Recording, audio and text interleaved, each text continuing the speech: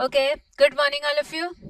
So, day two, we are here with a new topic. So, today we'll be having a look at the analytical methodologies which we commonly use for detecting AMR in the environment. So, this is in continuation to what we have done in yesterday's class. Yesterday, we had a look at what the significance of both ARB and ARG, and we saw where the main hotspots are. So today's lecture primarily we'll be looking at the concepts. That means we'll have a look at the workflow for some of the key analytical methodologies for quantification or for detection of AMR, ARGs and resistance as such. We'll also have a look at briefly at the sampling and processing strategies. We'll be detailing more about the sampling procedures and all in the tutorial which we have in the afternoon. So we'll give more emphasis to the detection technologies in the theory class now in the morning. So we'll have a look at the antimicrobial susceptibility testing, colorimetric and fluorimetric assays, PCR-based methodologies, multi-TOF mass spectrometry method, Raman microscopy and metagenomics, which are all used for detection of various aspects of AMR. We'll also have a look at what the key challenges that are in these analytical methodologies and what are the future perspectives for these technologies.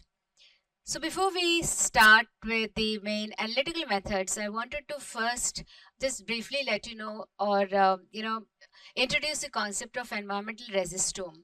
Now what this particular terminology means is resistome is primarily a collection of all ARGs. ARGs, please bear in mind, it is the antibiotic resistance, antimicrobial resistant genes. Okay. Now it is a collection of all genes within an environmental matrix. It could be in a water setting, it could be aquatic, it could be in the air habitat, it could be in a soil microhabitat, it could be any of these environmental matrices. Now, a total of all these ARGs, regardless of their active expression or the type of bacteria they are in.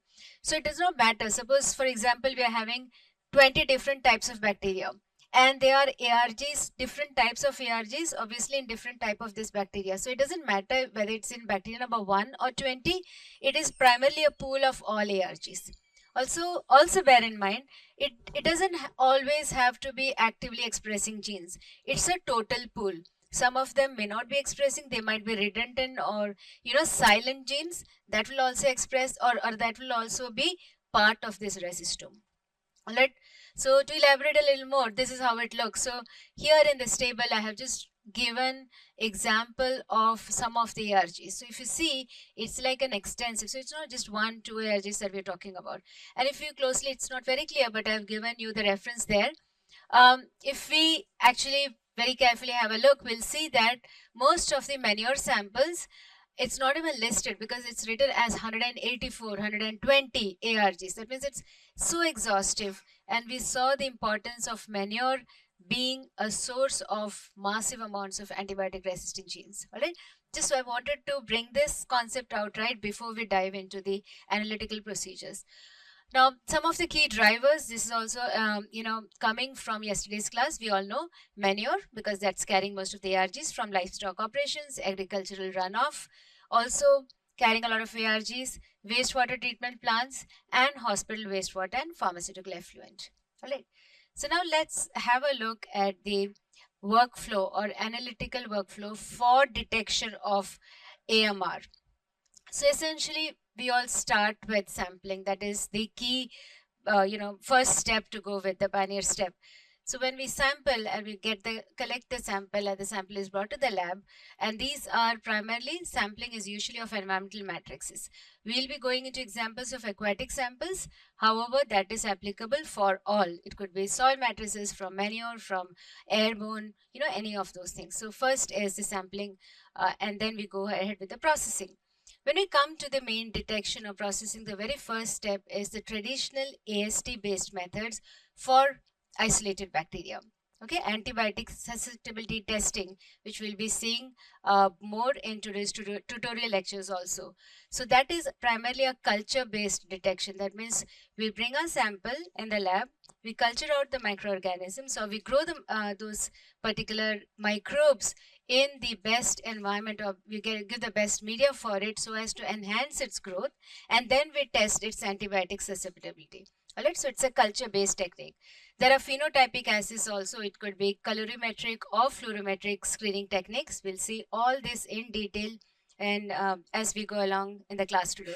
There are advanced methodologies also which involve metagenomics, PCR-based methodologies, Malitov and Raman spectroscopy. All these come under the category of advanced methodologies.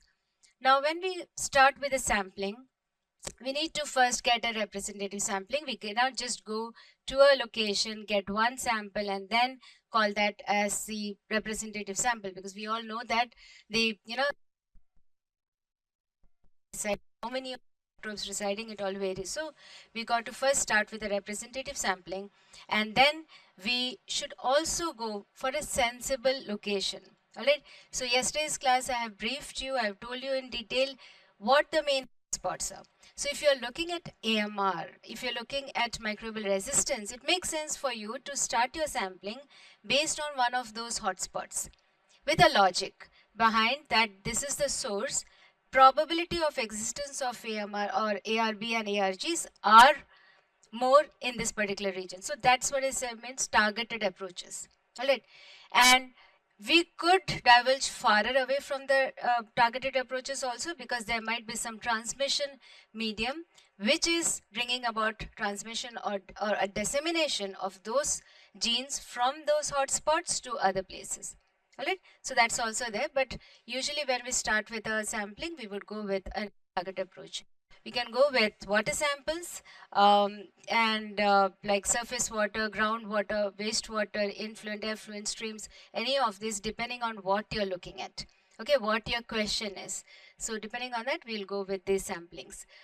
Soil and sediment sampling, that is agricultural land, riverbed samples using coring techniques.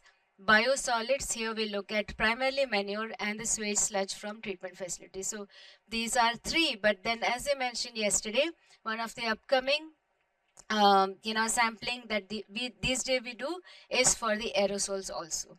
Okay, it is not classically given in any of the methodologies, but it is gaining prominence since the last 2 years. We see several articles which are looking at airborne antibiotic resistance bacteria.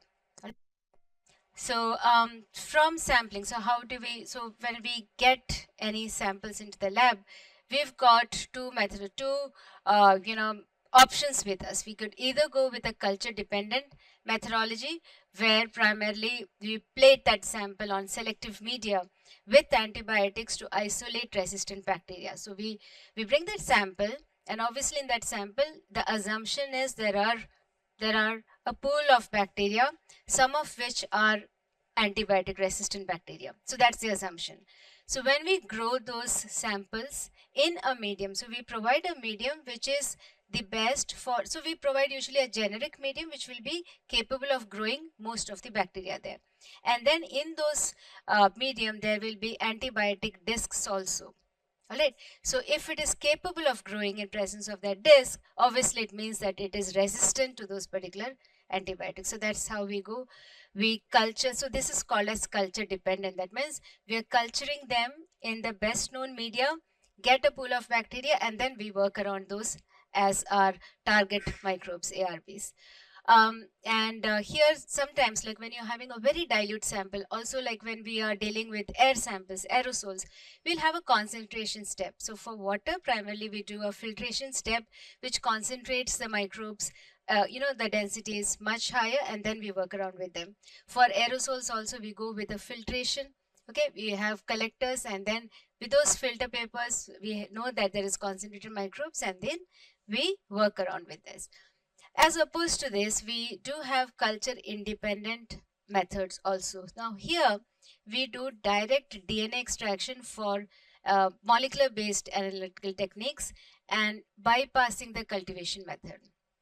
Okay, so we'll see why we bypass the culturing. What is the disadvantage of that? We'll have a look as we go along. So just bear in mind, for culture based, it is we get the sample, We have a pool of bacteria. By culturing, we try to culture as many as possible. So if there are 20, it's not possible for us to grow all 20 because each have their own requirement. So as much as possible, we might try to get it, and then we work around with, we do our investigations, and we explore more.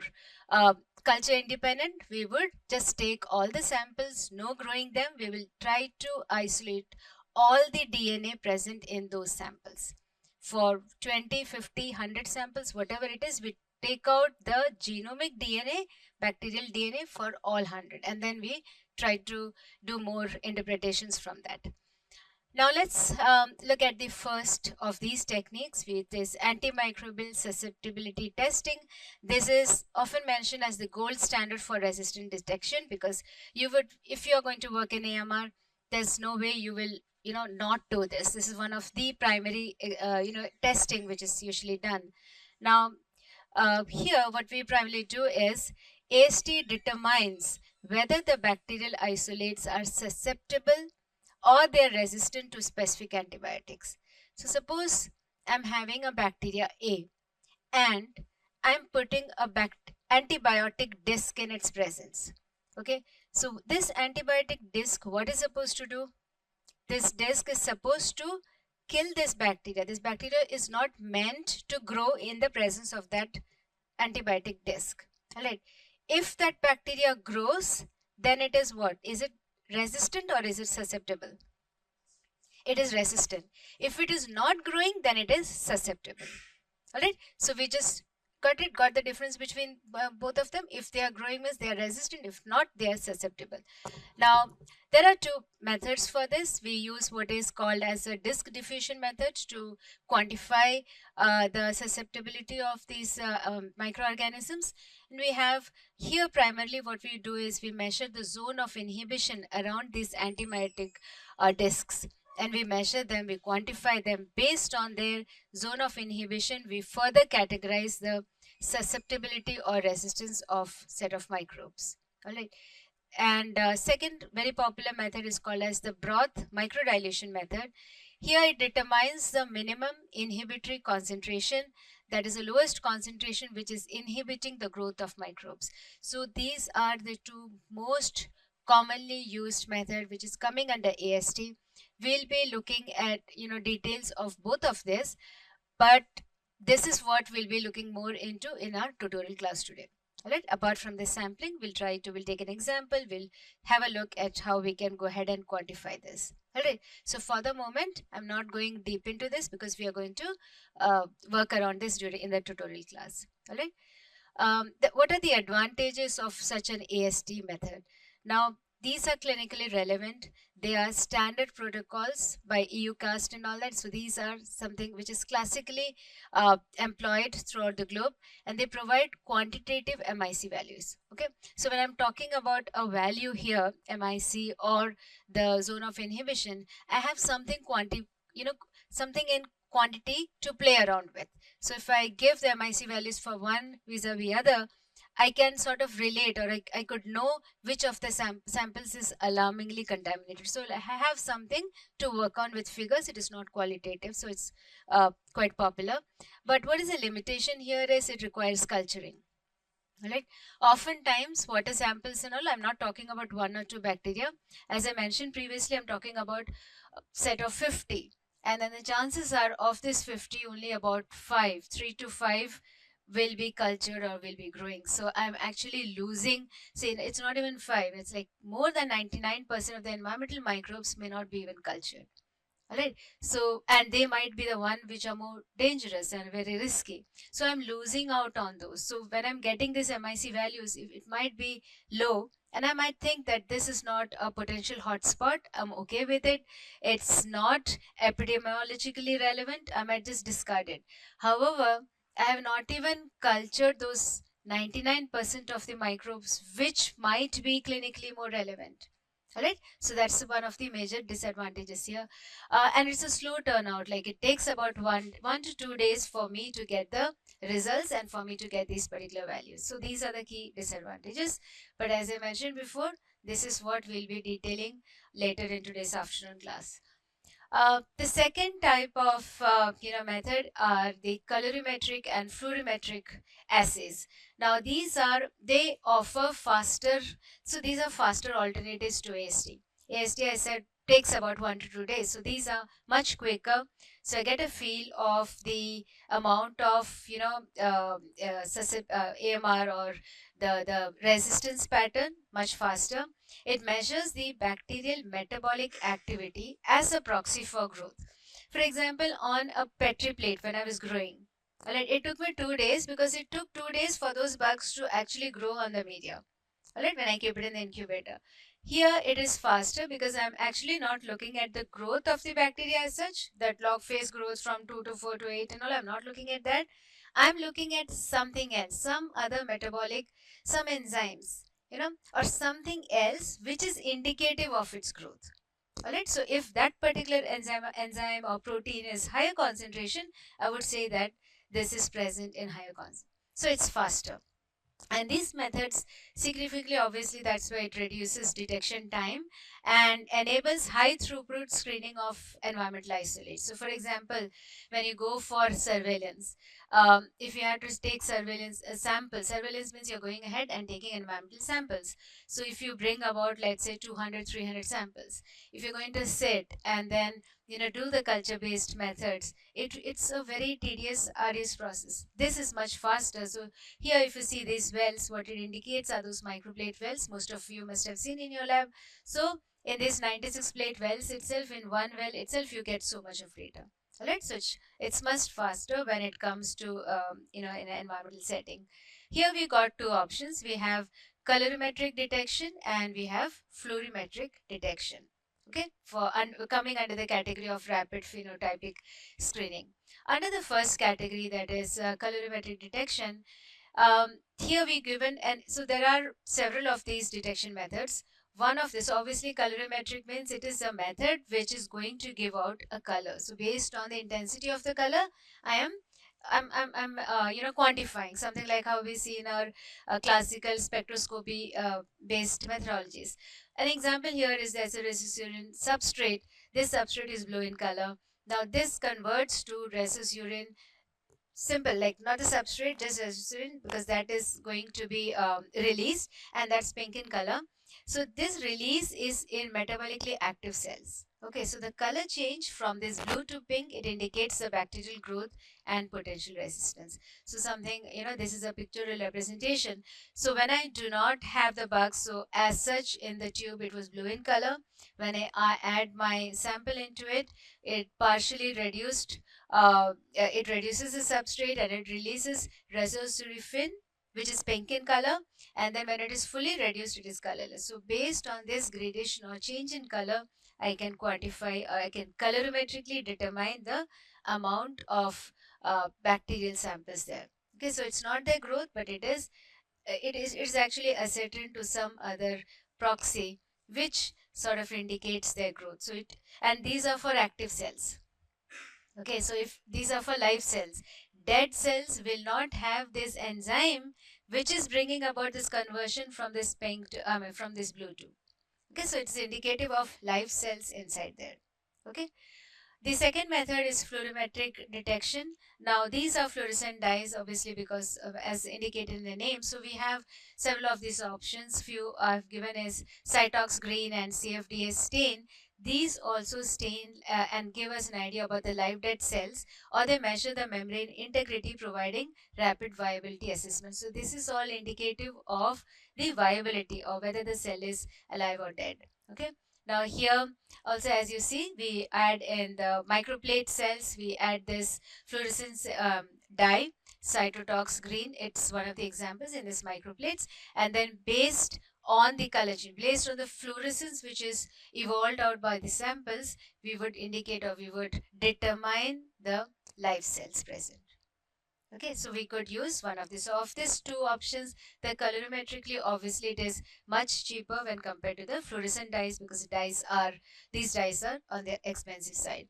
So these two are coming under the category of rapid phenotypic assays. Now the advantages here are these are faster results, Okay, within a matter of 4 to 6 hours, I get the an idea about the amount of samples there. High throughput processing, and it requires bacterial growth because these are all indicative of the viability of the cells. So if they are growing, you'll get the color change. If not, maybe the cells are there. You might see turbidity, that means the bacterial cells are there, but they are not viable, they are dead cells. Okay, so this indicates the growth of cells, and this is influenced by bacterial stressors. Okay, that we discussed about in yesterday's class. These screening methods, they bridge the gap between the traditional culture-based approaches and molecular techniques. So primarily, classically, any lab which is working on AMR does those AST methods. Okay, and all the methods which we are going to go from here, they are much more advanced fancy methods which involve the utility of a lot of high-end, very sophisticated instruments. It gives us a lot of valuable information. However, you need to have those resources with us. Alright? So this colorimetric and fluorimetric is like in between. It's like, you know, it's fast, it's good, it gives us the reliable whatever data we need, but not at a very high cost of an advanced methodology. And it offers a practical balance of speed and phenotypic relevance for environmental AMR surveillance. So let's have a look at what are those advanced detection methods. Culture and ASTs already we have seen. Under the advanced categories, we can place the metagenomics and qPCR. Alright. Now these are broad quantitative survey of the resistome, including novel and mobile genetic elements. So here comes, so this, when I have a qPCR data, I can actually get the valuable information about the resistome, which is nothing but the total pool of all the ARGs present. Okay, they might be expressing, they may not be expressing, that's a different thing, but their presence, whether they are there or not, we can get from here. Okay, so it gives us a feel of the genes, ARGs. When we come to the next, that is Malitov, these are a rapid species identification, emerging techniques of resistance enzymes. Right? The last one is the Raman spectroscopy. Here we get a feel of the, so these are label-free single-cell mechanistic studies of resistance mechanism. We'll know a lot about the bacteria present there. So we'll just see in detail about all the methods, starting with the PCR-based methodologies. Now, these are targeting the genes. So as I mentioned before, qPCR is primarily, it gives a feel of the resistome genes. So, when we do an experiment or when you're having a question in mind, if you are interested to look at the bacterial population, or who are the inhabitants, what are the different bacterial species residing there, if you are looking, if you want to know more about who the population are, who are growing, then you will not be wanting to do the qPCR, because qPCR is not going to tell which bacteria is growing there. It gives us an idea about the genes present there, whether it is MAC gene or TET gene, TET A gene, depending on the different types of genes which we have placed the very first slide when we started. Alright. So here, PCR-based methods, this amplifies specific DNA sequences of interest to detect antibiotic resistant genes. Now, there are three categories under these. We have what is called as an endpoint PCR. These detect the presence or absence of specific ARGs such as MAC-A, or so I've just given two examples. There are hundreds of such resistant genes. So an endpoint PCR is going to tell me presence or absence, whether MAC-A gene is there or not. Okay, I will not be getting more information. How much of MAC-A gene is there, I may not be able to get. Suppose if there is a stressor, for example, let's say now in that area, we have another hospital built up, okay, with inpatient, with surgical procedures, and there is inpatient, because when you have outpatient operation, most of the times you may not get so much of antibiotics, because in the outpatient system what happens, you go to the doctor, you meet him, they prescribe you the medicine, you go home. Alright. When you have more of inpatient admissions in a hospital, you have surgical procedures, then that patient is staying there, he is administered those drugs, and then the wastewater will have immense amount of antibiotics. So for example, in a town, there is a new hospital built up, and then that means that's a stress. Okay. But you want to know, because of this, commissioning, or because of operation of a new hospital, how much of your TET-A gene is increasing. Okay, it was earlier there. I had this was the quantity. These were the copy numbers of that gene. But after the second hospital comes, how things change. That info you will not be able to get when you do an endpoint PCR. It will just tell you whether it's present or not. Alright. But if you want more quantitative PCR or qPCR, this actually quantifies the number of ARG copies in a sample with precision. Alright? So if you are interested to know more about how things change, how the copy numbers of the genes change, then qPCR is the way forward. Alright? And we have another, which is a third category, which is called as a digital PCR or dPCR. This is an absolute quantification, highly precise for low abundance targets also. So we'll see what the difference between a qPCR and dPCR is in a bit. So we'll have a look between these two. So this is how qPCR and dPCR works. So obviously we need equipment which is capable of doing this. A real-time PCR is required. In a qPCR, it measures the amplification. Amplification of what? So primarily what you're doing here is, let's assume I've got 100 ml of water sample from a hospital wastewater. Alright? Now I would want to find out. So what I do, I come to the lab, I would filter it. I would try to find, I would filter it, and I would get all the bacterial samples which is present in that particular sample. And then by established methodology, I will try to extract all the genes present in that particular sample. Alright? Once you do that, we amplify these particular genes in an instrument which is called as a PCR, polymeric chain reaction.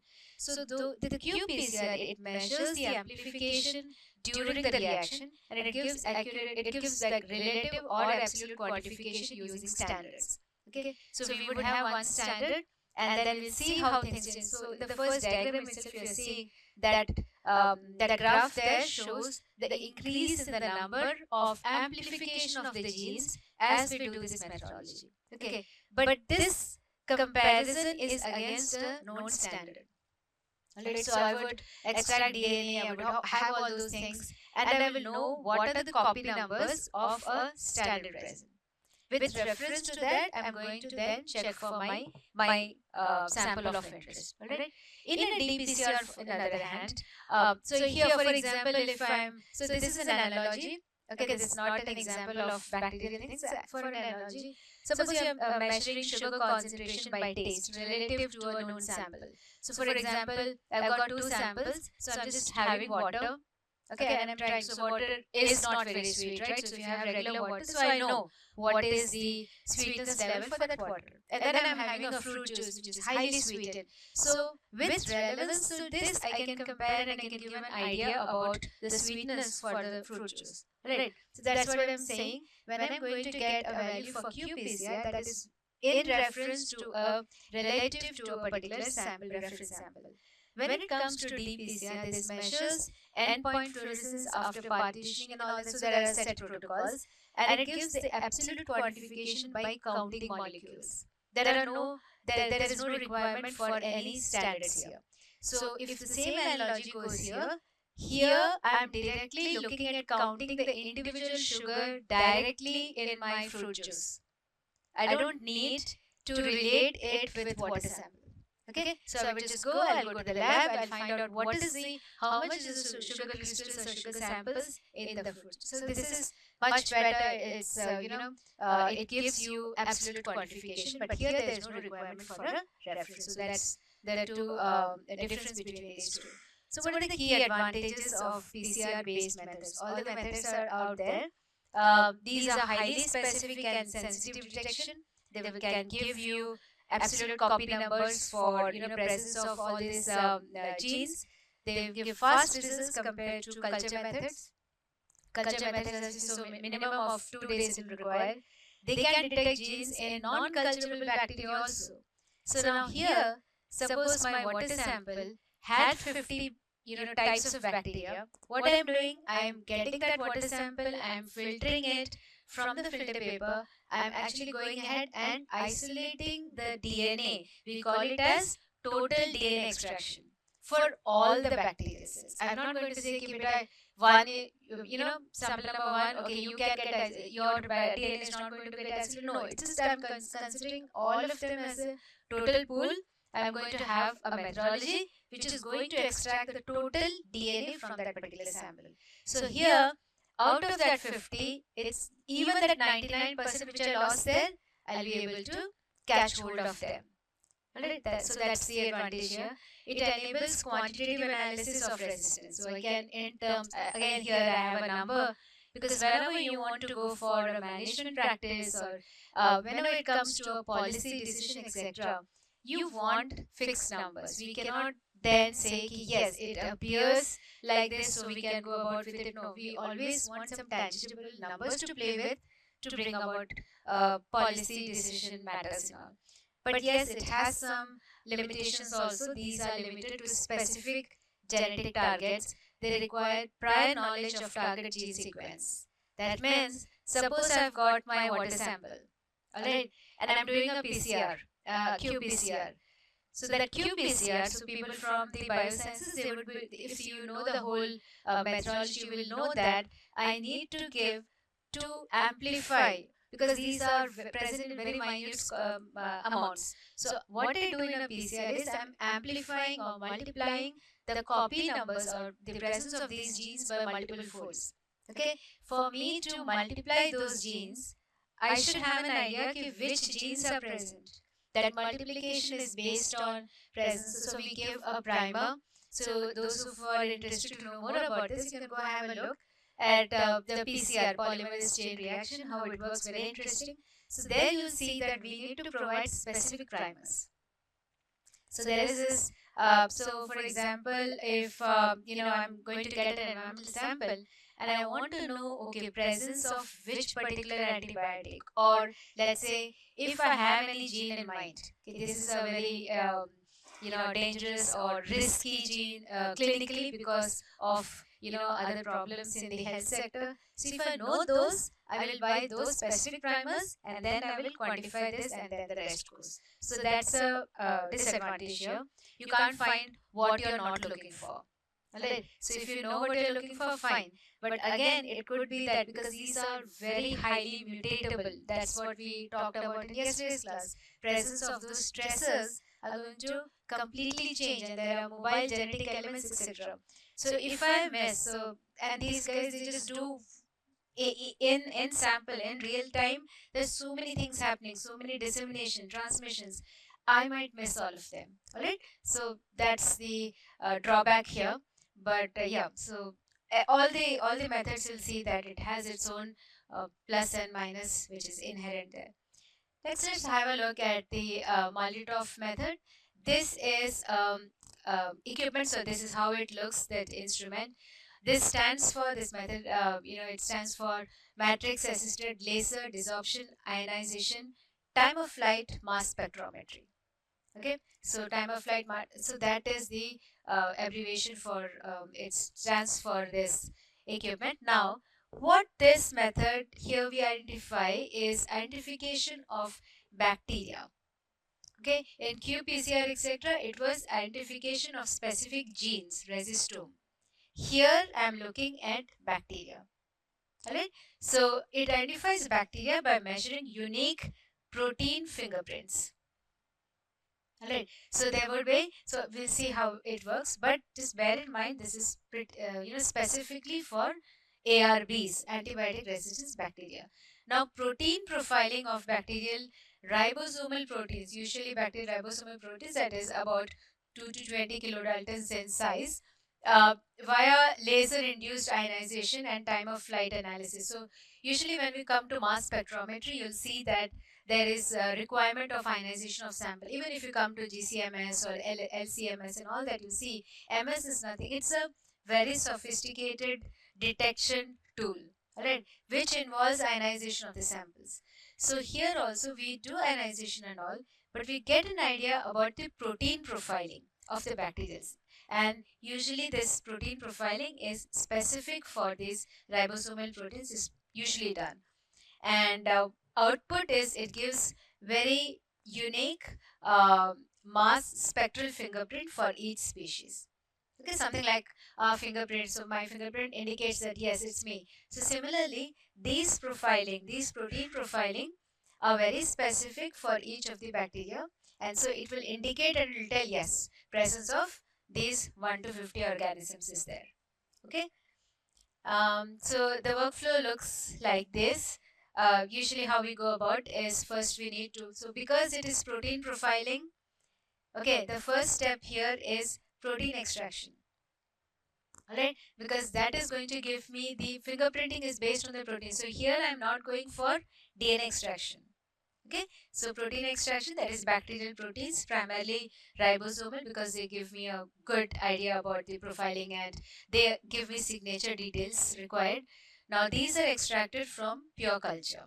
Alright, and then what I do is mass spectrometry, that laser ionizes the proteins, creating unique mass spectrum fingerprint. So this whole thing that you see, the third and the fourth diagram there is nothing but it is indicative of the MS.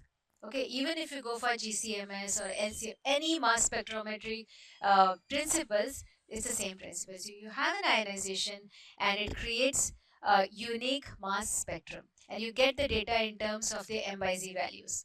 Alright, so here these patterns which are coming from this mass spectrum, they are usually matched and you can identify species based on those library. So what you see here is in the fourth figure, you see that M by Z value or the spectrum which is generated. So when you have a spectrum of a particular sort, it is identified or it is directly linked to a particular number, okay, which is indicative of a bacterial species. So we have a huge library already available. So once you have a particular spectrum, you need to then match it against an existing library. Okay, and when you have a match, it will find out whether it's 100% match, 99 or 88%, whatever. So as based on those match, it will be able to identify and it will be able to tell you the resistance prediction, or primarily what we get is a species ID, okay, which predicts likely resistance profiles, and we get an idea about the type of cells or bacteria which are present there. Am I clear? All right. So in MALDI-TOF, in AMR detection specifically, it is rapid identification of bacterial isolates to the species level. And knowing the species can predict likely resistant profiles also. Okay. And we can also use this MALDI-TOF method for emerging applications, that is for direct detection of specific beta-lactamase enzymes by identifying the mass shifts caused by hydrolysis of beta-lactam antibiotics. So for example, here I'm saying that I'm identifying the ID of a specific bacteria looking at the profiling of that protein. Right. Suppose I'm interested at looking at how these enzymes are also type of proteins, right? So if I'm specifically looking at beta lactamase, then if I'm having a different, like let's say if the pH is changing, or let's say if there is a heavy metal, or if there is a disinfectant in in the whole system, then I would then want to check how the profiling of beta lactamase change. So then I can, even apart from what is happening to the bacterial identification of cells, I can also find out or detect how the enzyme activity or enzyme nature of enzymes changes also. One of the key advantages is it's extremely fast, so it's less than 5 minutes per isolate. But yes, so that's one of the advantages. And it's rapid, so it takes identification, just takes a few minutes. It's accurate at the genus and at the species level, and minimal sample preparation is required, low reagent use, all that. Because primarily what we do is we give the sample, and in the MS itself there is complete ionization. So it's a very expensive equipment to have. But once you have it, it's going to completely ionize, and then you get all these profiles or the signatures which are required. What are the drawbacks? This is not a direct AST method. It requires pure culture. That's a disadvantage. So even before also I said, so if you go to our early slide also, when you saw the very first one, extraction of proteins from cultured bacteria. So there, here, then one of the disadvantage is that, again, that 99% I'm missing. Right? So I would get a good data, I'll know a lot about the profiling and what they are, but I'm actually missing out on many things, because it is wherever you have culturing or pure culture coming into picture, then it is depending on what media I'm providing. So there's always a risk that I might miss on some of the bacteria which are not culturable. Right? So that's one of the key disadvantages. The last we have under the sophisticated equipments is what is called as Raman spectroscopy. This is again a fingerprinting technique, but here we have a look at a chemical fingerprinting. Okay, in Malitov it was fingerprinting, so what we were looking at a protein-based fingerprint. So here we are looking at a chemical fingerprinting. What happens here is laser, it interacts with the molecular bonds, causing Raman scattering that provides a unique vibrational fingerprint of cellular biochemistry. Okay, so it's a laser induced technology. We'll see all the details of how things go here. This is a label free detection, so we do not require any fluorescent dye or any labeling as such. It detects metabolic changes in bacteria exposed to antibiotics without any dyes or stains, because you might think, what's the problem? We can always buy dyes or stains, but you'll see that the fluorescent dyes and all, when we actually go to the lab and start working, we'll have a feel of how expensive they are. Okay, so this does away with those. We do not require all that. The single cell resolution, that means it identifies resistant subpopulations within a seemingly susceptible culture. All right, so we'll see in detail how things go here. Here, again, we need a sample in hand, so there is sample preparation involved here. Laser excitation is required because that is a source. You then get, after the laser excitement, you'll get a complete array of spectral acquisition, which is data processed, and then from there you get a feel about the type of bacterial cells or present there, the inhabitants there. You'll see that here, when you look at the bacterial identification, it distinguishes the bacterial species and strains based on their unique Raman spectra. Okay, like for the MS, we had unique M by Z fingerprinting. M by Z is the mass by charge fingerprints. Here there are very unique Raman spectra. So from that we match and then we do the identification.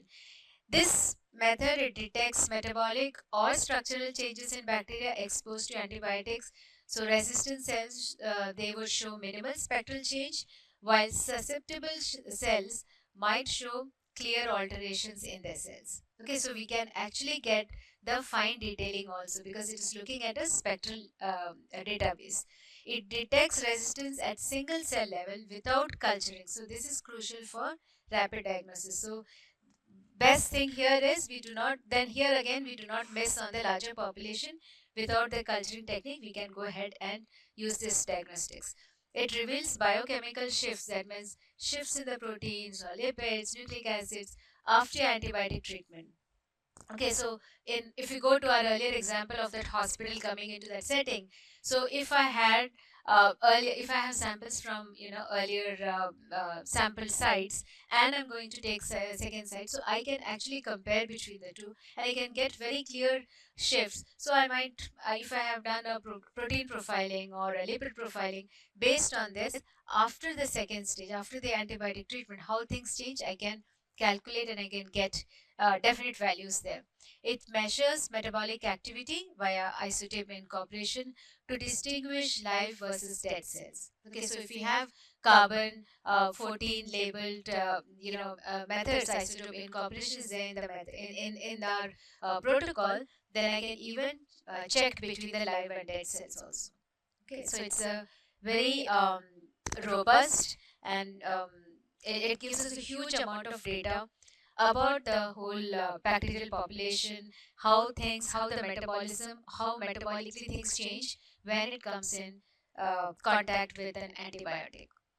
Now the last of this method is what is called as metagenomics. Okay. Now metagenomics is a different ballgame altogether. We could study all the genetic material from environmental samples. So when you do a metagenomic analysis, it's not going to specify or it will not give me data only about ARGs. Okay, resistomes were specific for ARGs. Here, when I'm doing a metagenomic analysis, I'm going to get a pool of data, a plethora of data, which is going to be all genes. Okay, any whichsoever genes. You will have so much of data that then you need to. So most of the times, one of the main hurdles there is after you do a metagenomic analysis, metagenomic is done after sequencing is done. Analysis of that data, interpretation of that data is usually very not time consuming. It's a Herculean task for you to you should have a clear requirement that this is what I'm going to see. Then so that's quite a difficult procedure because it's going to give you everything and like all which is there in that particular subset or matrix. So how we start here is first we extract the total DNA from environmental sample, very similar to how we did for the qPCR, etc. After we get the total DNA, we do a sequencing. So there are a couple of options available there. Any of the next generation sequencing can be done. Once the sequencing is done, you need to have a proper bioinformatic analysis of these sequences to identify ARGs and the community structure. Okay, because all the type of genes which is present, regardless of whether it is ARG, whatever genes, because everything is, we are having lakhs and thousands of genes. And when I'm talking about a microbial community, like suppose if I go ahead and get my sample is, let's say, soil or manure, you can just imagine the magnitude of the diversity of the bacteria is there. For each of the bacterial cells, its immense amount of genes are present. Alright, so you're dealing with a lot of things there. So bioinformatic analysis is meant to make clear interpretations of so that interpretation there is the most important thing. Getting a sequencing done, you can do it, you can get a sequences done anywhere, but after you get those particular data, how is it that you're going to then segregate and make meaningful interpretations is usually very challenging. So if you look at the workflow, it is quite cumbersome. Don't get scared, it's okay, it just looks cumbersome, but if you take it one step at a time, it's not this haunting. So again, here sample collection and preparation and DNA extraction is required. Alright, and we wrote here quality control because usually the quality of the DNA or the genome, if you're going for RNA extraction or DNA, whatever, the quality should be very good. There should not be much impurities associated with those genomes. And then it goes for sequencing, that is library preparation and sequencing. And after you get your complete after you get your data, that is the assembly and annotation is done, then you need to make specific interpretations with respect to AMR. So AMR gene detection. So here also you would need to know what those target genes are. Alright, and then you would sit, it will take you quite a bit of time. You will do a resistome profiling towards end, because at the start what I'm getting is all the genes, and what you're interested is in resistome. Okay, it takes quite a bit of time because I'm not just talking about one or two genes which comes into the category of ARGs. I'm talking about there are so many different genes which works differently for so many different antibiotics. Alright, and finally interpretation, and you report and you get the data. It gives you immense amount of data. The main pro here is it reveals novel ARGs and the complex resistome network, because again here this is based on the total DNA extracted, so we are not missing out on a lot of genes. Okay, I am not doing any culturing, I'm taking the whole genome there and then I'm playing around with it. So you get a huge amount of information, so that it's a very it's a very powerful tool to have.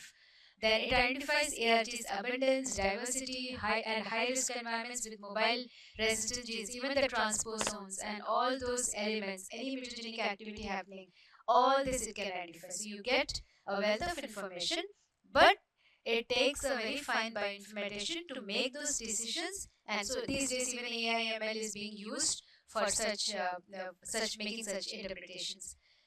So yeah, so with that, what are the main challenges and future perspectives? So this is challenges and future perspectives for the whole analytical procedure. So with that, we end all the analytical procedures. Now the challenges here is again standardization gap is there. That means there are no clear standards as such. And culture biasness. Culture biasness means suppose you work in your lab and you're going to use a particular type of media. So that media is going to culture out bacteria 456. So in my media, when I bring the same sample and I use another media or another formulation, from the same sample, I might be able to isolate culture number 1910. Alright, so we are not speaking the same. So we are talking different languages, but we are doing the same methodology. So there's a huge gap out there.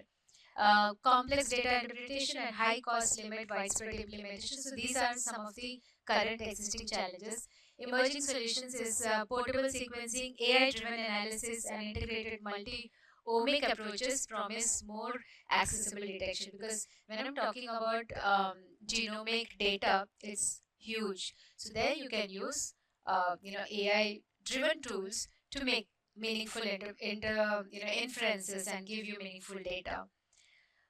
Future view is real-time environmental monitoring networks and predictive modeling to prevent emergence of resistance. So suppose if you have nailed that kind of data by using any AML tools and all such things, you can actually predict emergence of resistance. Okay, so before that damage happens, we will be able to predict that yes, this is a hotspot.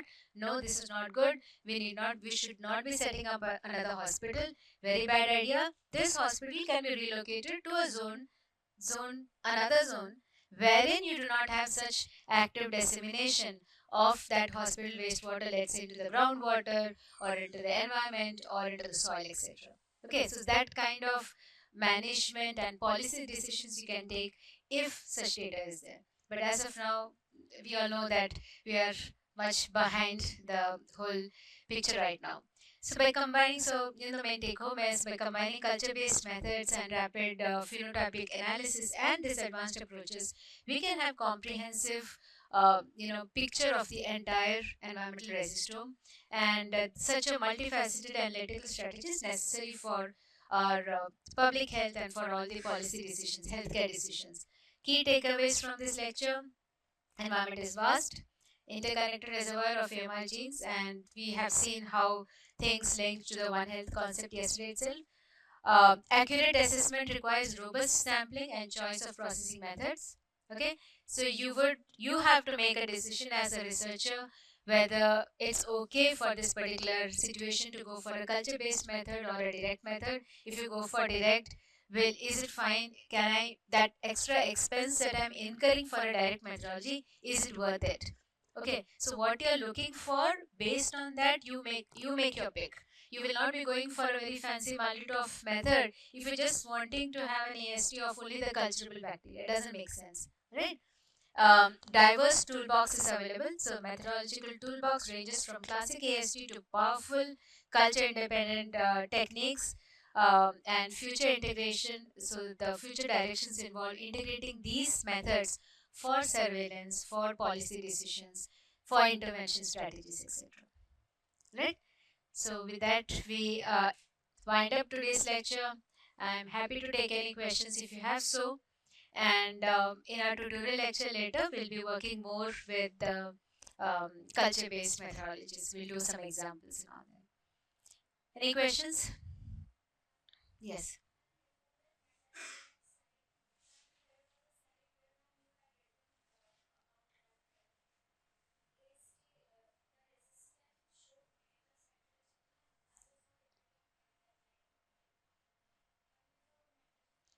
Before the meta genome. Okay. Here? Yeah, this is for, yeah, for the Raman spectroscopy. Yeah. Which one? What did you not understand? It detects metabolic or structural changes in bacteria exposed to antibiotics. Resistant cells show minimal spectral change, while susceptible ones show clear alterations. What is the difference between resistance and susceptible? Resistance are the ones which are able to grow. Whether I put penicillin in the environment or some other antibiotic in the environment, this resistant gene is able to grow. Bacteria is able to grow. So those show minimal spectral change because it's able to grow. But the ones which are susceptible or ones which are dead and gone, they will show huge changes in the Raman spectra, in the chemical spectra. Okay, so by which we can make an interference, we can have an idea about what's happening in that particular environment. Right, so we can take, measures metabolic activity. Yes, so this is an add-on to the existing technique. So in the very sophisticated methods, you can actually have a carbon labeling, all right, which can tell you details to the real time, how things would change. Okay, how the spectra would change. If so, you can know real time what the damage or how things are. For example, let's say in an environment there is a bacteria which is coming in presence with antibiotics, and there is changes happening, and you want to sort of you want to mechanistically see how that changes is happening. All right. So real time detection can be possible. It's sort of labeling. Yes. Yeah. Yeah. But PCR is going to give you more about the genetic data. All right, so we can interact more during the lunch break and in our tutorial sessions. I take a leave now. We'll have the next lecture starting 10:30. Yeah, please.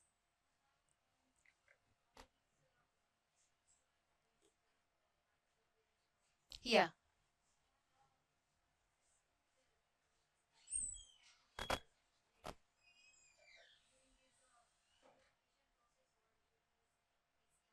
yeah.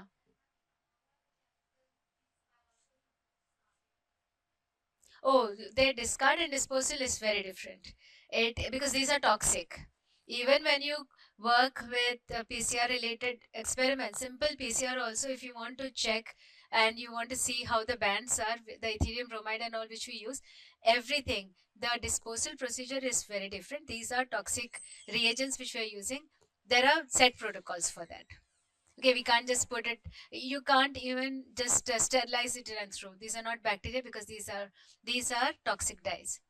Yes, yes, yeah. All right, so we'll take more questions maybe in the following lunchtime. All right, thank you, see you soon.